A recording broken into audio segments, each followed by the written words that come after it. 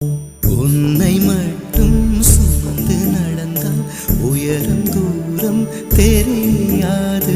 உன்மேல் வந்தொரு பூ விழுந்தால் என்னால் தாங்க முடியாது. கை மிதக்கும் கனவானி